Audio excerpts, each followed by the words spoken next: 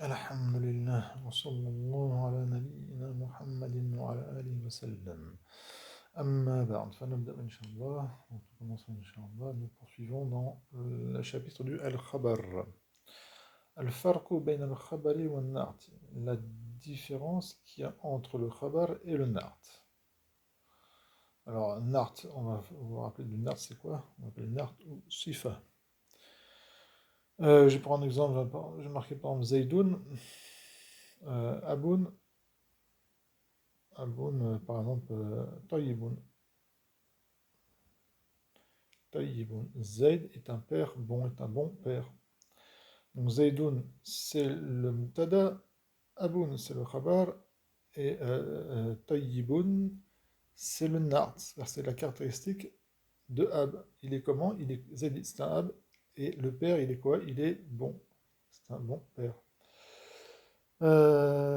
Donc, maintenant qu'on a on s'est remémoré ce qu'est un mubtada, un khabar et un nart, on va voir la différence qu'il y a entre le nart, comme c'est dit ici, et le khabar.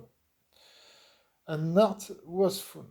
Le nart, c'est une wasfun, sifa. C'est une caractéristique. Zaidun, en plus, qui est en plus. Tasih al-jumlatu bidunihi. Et la phrase est bonne et correcte sans lui, et sans le wasf. On va voir ça. Si j'enlève le mot tayyibun, et je dis zaydun abun, zayd est un père, et que je me tais, eh bien la phrase est bonne, elle est compréhensible. Zayd est un père. Donc, zayd, donc mubtada, khabar. Donc on voit que le nart, il n'est pas obligatoire pour qu'une phrase soit valide, mais elle vient en plus afin de donner une caractéristique en plus. Amma al-khabar, quant au khabar amma, au khabar, fahuwa alors, il est quoi? Il est le musnadu fil jumla. On a vu le mot musnad ici. C'est celui qui est affilié, qui est rajouté dans la phrase. Je vous rappelle qu'il y a le musnad ilay qui est le mubtada, c'est celui qui reçoit le musnad, l'affiliation. Il est affilié, et le musnad, c'est ce qu'on affilie. Ah, là, j'ai tout effacé, tant pis. Ça ne revient pas, ça revient pas. Donc, dans la phrase nominale, wa maqsoud bidhikr. Et le khabar, c'est le but voulu dans la citation. D'accord? Donc, quand je dis, je refais la phrase Zaydoun Aboun, Zaydoun Aboun, mubtada khabar. Si je dis Zaydoun et que je me tais, eh bien, la phrase, elle n'est pas valide. D'accord? Elle n'est pas valide. Il faut absolument un khabar. Zaydoun et que je me tais, ça ne marche pas. Zaydoun Aboun. Et Aboun, en fin de compte, c'est un mousnad, donc c'est ce qui a été affilié à Zayd. Et le mousnad, voilà, je vous rappelle ça, le mousnad, c'est le mousnad ilayh.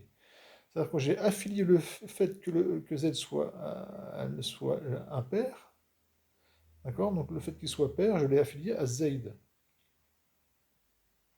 Voilà, comme je vous l'ai dit, voilà, tasih al-jumlatu bidunihi. Et la phrase n'est pas valide sans lui et sans le khabar, contrairement au nart.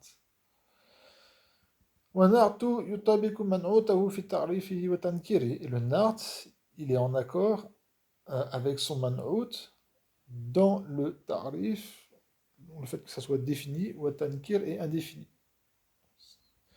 Un exemple, al-waladu as-saghiru maridun. L'enfant petit est malade. En français, je voulais dire le petit enfant, mais en arabe, on met la caractéristique après. Donc, l'enfant petit est malade. Il est où le mubtada, il est où le nart, et il est où le khabar. La phrase que je vous ai fait avant, c'était Zaydoun, Aboun, Tayyibun. Zaydoun, c'était le mubtada, Aboun, c'était le khabar, Tayyibun, c'était le nart, et le man'oud, c'était Ab. Ici, attention, Al-Waladou, c'est le mubtada, et As-Saghirou, c'est pas le khabar. Le petit enfant, l'enfant, le petit, est malade.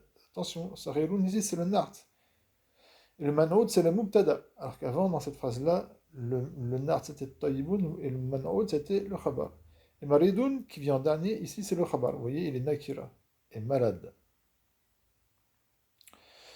Vous voyez, donc, Saghirou, c'est un ma'rifa. Il est défini par le alif wal lam.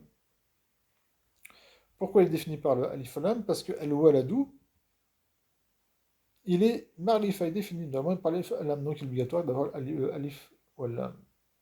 Et maridoun, c'est le khabar, nakira. أما الخبر quant au khabar فلا يطابق المبتدا في التعريف والتنكير il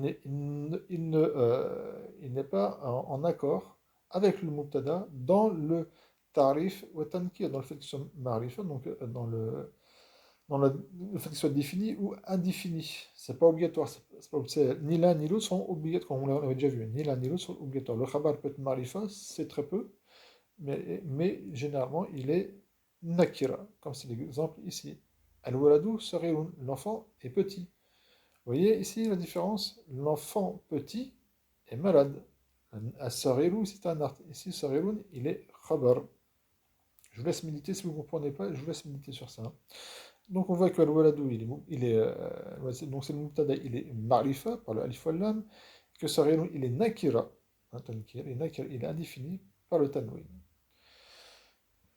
Et de même, le khabar, comment dire, le khabar peut ne pas suivre le mubtada dans la féminisation et la masculisation.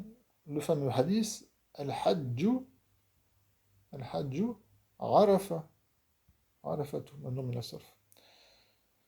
Al-hajju, il est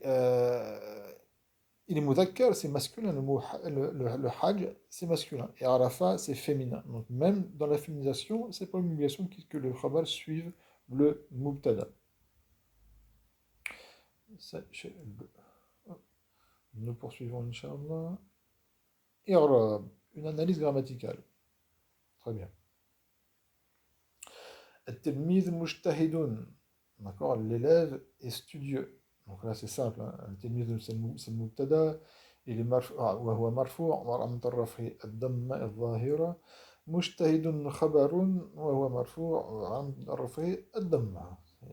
C'est ce qu'il y a de plus simple. العلم في الصدور. La science est dans les poitrines. العلم c'est bon mubtada, c'est pareil que التلميذ وعلامة الرفع الضمة.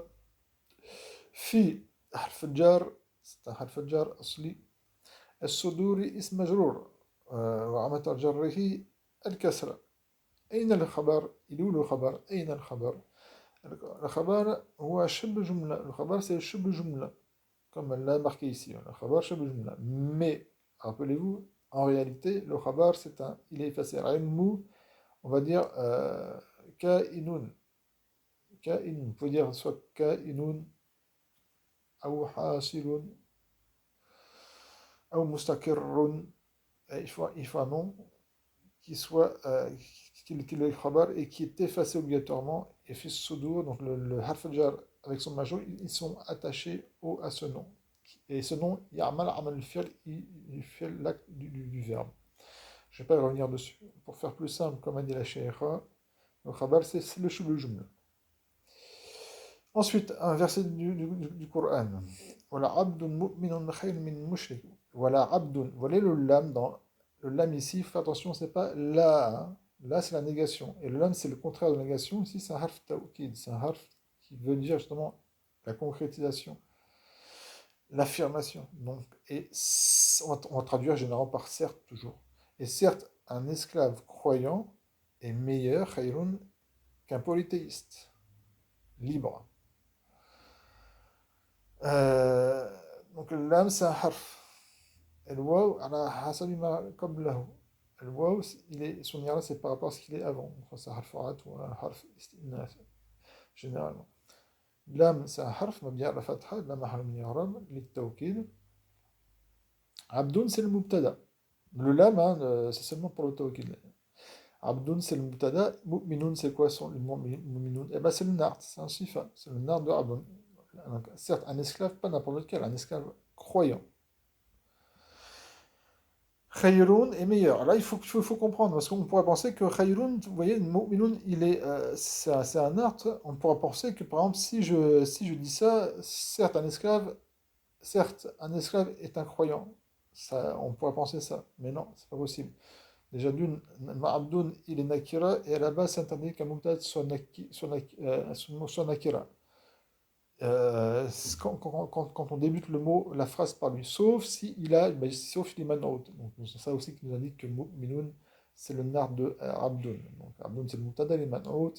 Mu'minun, c'est le nar. Donc certes, un esclave croyant, on pourrait penser que khayrun c'est un deuxième nart.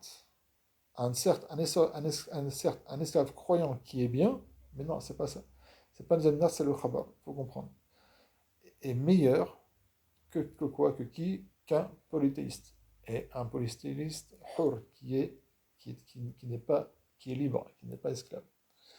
Donc خيرون c'est المبتدا مرفوع وعلى رفعه الضمة من حرف الجر مشرك اسم مجرور وعلامة جره الكسرة. Vous avez l'arabe ici, hein, si vous voulez, que la chaîne a mis. Tamarin, maintenant les exercices. أنشج 5 جمل فيها مبتدأ وخبر. Forme 5 phrases où dedans il y aura un mubtada et un khabar. في الأولى الخبر اسم. Dans la première phrase des 5 phrases, le khabar c'est un ism. Le khabar doit être un ism. في الثانية, dans la deuxième, الخبر شبه جملة. Le khabar doit être un شبه جملة.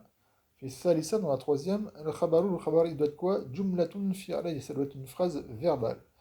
في الرابعة, dans la quatrième phrase, الخبر جملة اسمية. Le khabar doit être une phrase nominale. وفي الخامسة, dans la cinquième, المبتدأ نكرة مفيدة. On l'a fait. Je ne sais plus si c'était le dernier cours ou l'avant-dernier cours, nakira al-mufida. Le mubtada doit être un nakira qui est utile, mufida min al-faïda, qui est profitable. Ensuite, اضبط حركنا لونه أحمر وبينه على خبري في كل جملة. Donc, mets bien en place les harakat de ce qui est en langue, je dis langue pour l'homme, en couleur rouge, bayin et définit bien la sorte du khabar dans chaque phrase. Alors, vous voyez, la sheikha a dit que donc, vous mettrez seulement un numéro, vous n'allez pas vous n'allez pas marquer ism, shubla, jumla. Vous voyez la sorte du khabar. C'est quoi comme le khabar? C'est de quelle sorte? De quel nom? Ma na'u le khabar. Al khabaru. Ma na'uhu le khabar. Quelle est sa sorte? Est-ce que c'est un ism, un shibl jumla, un jumla fi'liya ou jumla ismiya? Donc, au lieu de marquer tout ça, à chaque fois, vous marquez seulement un numéro qui correspond à la sorte. Donc il y a 4 sortes que la cheikh a marquées ici. Et on va faire un exemple, hein. Les souligner et les numéroter. Donc, al-birru husnul khuluqi. Je vous fais juste celui-ci, hein. Al-birru wa taqwa. Al-birru. Ça veut dire quoi al-birr? Al-birr. C'est le bon comportement. C'est le fait de bien se comporter. Et avant tout, envers Allah Azza wa Jalla. Ensuite, envers sa création. Ce qui nous intéresse ici, c'est donc notamment les robes. Donc, voilà, quelle sorte de khabar? Vous voyez ici, al-birru, c'est le mubtada. Husnu, c'est le khabar, husnu al-khuluqi. Et il est mudaf al-khuluqi, mudaf ilay. Donc, on sait déjà que c'est pas un jumla et c'est pas un jumla fi'liya et c'est pas une jumla ismiya. Donc, on sait que c'est un ism. Par déduction, on sait que ça, ne serait-ce que par déduction, marchez toujours par déduction. Vous enlevez ce que ce n'est pas et ensuite il reste seulement la bonne réponse. Ça, vous êtes sûr de ne pas vous tromper. Alors, husnul khuluqi, c'est pas un shibl jumla, il n'y a pas de harf jar, il n'y a pas de dharf. C'est pas une jumla fi'liya, il n'y a pas de fi'l, et c'est pas une jumla ismiya, donc il n'y a pas un mubtada et un khabar dans husnul khuluqi, donc il reste seulement qu'un ism. Donc, husnu, c'est le mubtada et sa sorte, c'est le ism. Donc là, vous marquerez 1, d'accord? Pas la peine de marquer ismu. Et bien sûr, là, je mets le birru husnil khuluqi. Et vous faites ça, bien avec le reste des phrases que nous allons voir ici, Inch'Allah. Alors, cool, maintenant, je vais pas le premier, je vous l'ai fait, hein, mais le deuxième, je ne vais pas vous le faire. Je dis seulement les mots que vous devez peut-être ne pas connaître. Kullu ma'ruf sadaqa. Ma'ruf ici, c'est dans le sens, ma'ruf, c'est du verbe arafa ya'rifu, le fait de connaître. Ce qui est connu ici, c'est qui est une bonne œuvre. Donc chaque bonne œuvre est une sadaqa, est une aumône. Sadaqa dans le sens aumône. Chaque bonne œuvre est une aumône. Kalam ar-rajul, mizan, alors akluhu, aklihi, aklahu, aw tsawa. Donc la parole de l'homme est la balance de son intelligence. C'est par ça qu'on va juger son intelligence, par sa parole. Hel jahil yurshid jahila. Est-ce qu'un ignorant guide un autre, un ignorant, dans le sens jahilan akhar, un autre ignorant? Rajul alim, un homme savant, qama, là c'est le verbe qama yakumu, qiyaman, qiyamatan. Le fait de se mettre debout. Donc un homme savant s'est mis debout, finesse, dans les gens, faut comprendre, au milieu des gens, khatiban, il a fait un discours, donc orateur, en tant que orateur. Al-Jannah, taht, aqdam, al-ummahat, le paradis est sous les pieds des mères, d'accord? Des mères, les mamans. Ma aqil fi hada al-qawm. Là ici c'est nafiya. Donc il n'y a pas de il n'y a pas de personne qui a de raison, qui est intelligent dans ces gens-là. Soit dans ce peuple-là ou dans ces gens-là. Zayd, jadduhu, jaddahu, jaddihi, à vous de savoir. Zayd, son grand-père, Cheikh Kabir, est un grand cheikh. Alors le mot cheikh, il a plusieurs sens. Ashuyukha. Ashuyukha, ça veut dire l'âge de n'importe quelle personne, d'accord, qui a atteint 50 années lunaires, on l'appelle cheikh. Donc on voit une personne qui a environ qui a la cinquantaine ou plus, même si c'est un ignorant, certains malheureusement en France pensent que le mot cheikh c'est seulement pour quelqu'un qui a de la science. Non, le mot cheikh il s'applique à plusieurs choses. Une de ses premières sens linguistiques c'est justement l'âge. C'est quelqu'un qui a un âge avancé. Donc comme une personne qui a 50 ans ou plus, vous dites cheikh, par respect. Ça peut être, une personne peut avoir moins de 50 ans, pourtant on va dire cher, justement si il a un degré de science. Ça peut être aussi cher el-Qabila, qui n'a pas de science religieuse, qui n'a moins de 50 ans, mais qui est la référence d'une Qabila, d'une tribu. On va dire que c'est un cher. Donc le mot cher a plusieurs sens. Donc là, à savoir, est un grand cher, soit un cher qui est une personne âgée qui a beaucoup d'âge, qui est très âgée ou autre. Arib Maulunhu Ahmar, donc fait l'analyse grammaticale de ce qui est en. J'allais dire langue, subhanallah. Langue, non, couleur, couleur rouge. Ce sont trois versets. Donc, Arbab, le premier Hamza, c'est Hamzatul Istifham, qui correspond à Hal, est-ce que. Mais là, on ne peut pas dire est-ce que parce qu'il y a deux choix. Je ne sais pas si on l'a, la Cheikh l'a fait dans son livre là. Le Hamza, on l'utilise notamment quand il y a deux choix. On n'a pas de dire hal quand il y a deux choix après. Parce que là, il y a Arbab musalikum khayrun amillahi al-wahid al-qahhar. Donc Hamza. Est-ce que Arbab, c'est le pluriel de Rabb. Rabb, un maître. Rabb. Un des noms d'Allah, c'est Ar-Rabb. Et le pluriel de Rabb, c'est Arbab. Ilahun, une divinité. Qui est autre chose que Murrab. Le pluriel, c'est Aliha. Alihatun. Avec un ham. Alihatun. Ce sont des pluriels à apprendre. Alors, est-ce que plusieurs maîtres mutafarrikoun qui sont, comment dire, on va dire, on peut traduire par ce qu'ils sont dispersés. Là, ça du tafarraqa. Justement, al-farq, on a vu, le mot, la base, c'est de farq. Le farq, c'est on a vu la différence. Qui sont différents, qui sont dispersés.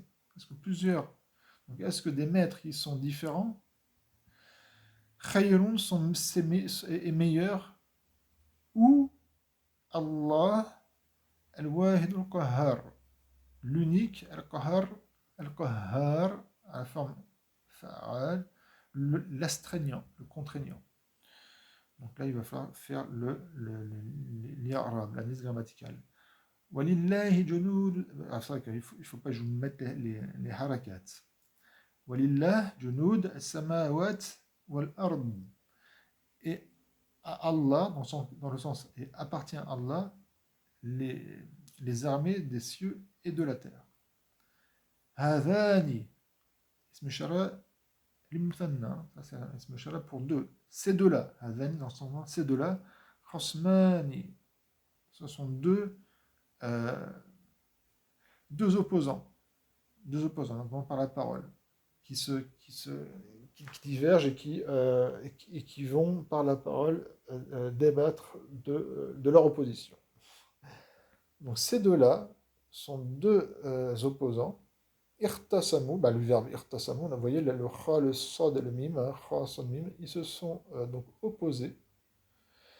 Ils se sont opposés mutuellement. Ils sont pas les deux, ils sont pas opposés contre dans leur seigneur, mais ils sont opposés entre eux. C'est-à-dire ils ont débattu, vous voyez, ils se sont opposés mutuellement au sujet de leur seigneur, fi rabbihim. Ça fait combien? Je vais m'arrêter ici, Inch'Allah. Bien, je vais voir s'il n'y a pas d'autres. Euh, non, après ça, ah bah, après c'est un autre cours. Kana wa akhawatuhu. بإذن الله تعالى. بارك الله فيكم سبحانك اللهم وبحمدك لا إله إلا أنت أستغفرك وأتوب إليك